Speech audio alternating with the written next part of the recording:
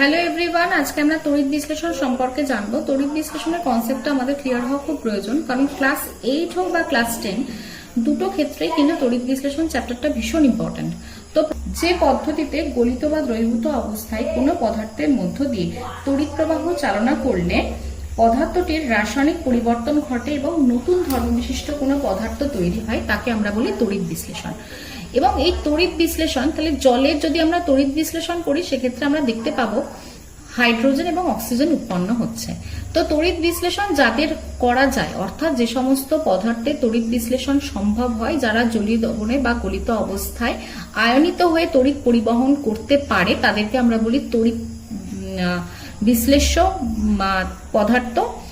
আর যারা জলীয় দ্রবণে বা গলিত অবস্থায় আয়ন উৎপন্ন করে তড়িৎ বিশ্লেষণ করতে পারে না, তাদেরকে আমরা বলি তড়িৎ অবিশ্লেষ্য পদার্থ। তো তড়িৎ বিশ্লেষ্য পদার্থ আবার দুই রকমের, একটা হচ্ছে তীব্র তড়িৎ বিশ্লেষ্য আর একটা হচ্ছে মৃদু তড়িৎ বিশ্লেষ্য। তীব্র তড়িৎ বিশ্লেষ্য কি? কিছু কিছু তড়িৎ বিশ্লেষ্য পদার্থ আছে যারা খুব বেশি পরিমাণে আয়ন উৎপন্ন করতে পারে এবং তাদের তড়িৎ পরিবহনের হারও খুব বেশি হয়, তাদেরকে আমরা বলি তীব্র তড়িৎ বিশ্লেষ্য পদার্থ। এবার তীব্র তড়িৎ বিশ্লেষ্যের পদার্থের মধ্যে কি কি রয়েছে, যেমন NaCl একটা তীব্র তড়িৎ বিশ্লেষ্য পদার্থ, H2SO4 তীব্র তড়িৎ বিশ্লেষ্য পদার্থ, CuSO4 তীব্র তড়িৎ বিশ্লেষ্য পদার্থ।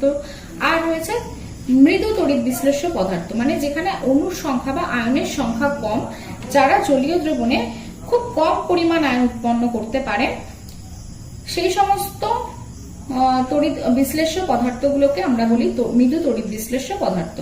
যেমন অ্যাসিটিক অ্যাসিড CH3COOH, NH4OH রয়েছে, ZnCl2 রয়েছে, এরা হচ্ছে তড়িৎ অবিশ্লেষ্য পদার্থ।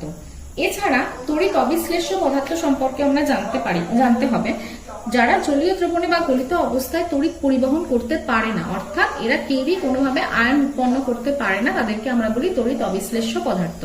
তড়িৎ অবিশ্লেষ্য পদার্থের মধ্যে রয়েছে চিনি, এরা তড়িৎ পরিবহন করতে পারে না, অ্যালকোহল, গ্লুকোজ, এই হচ্ছে তড়িৎ অবিশ্লেষ্য পদার্থ।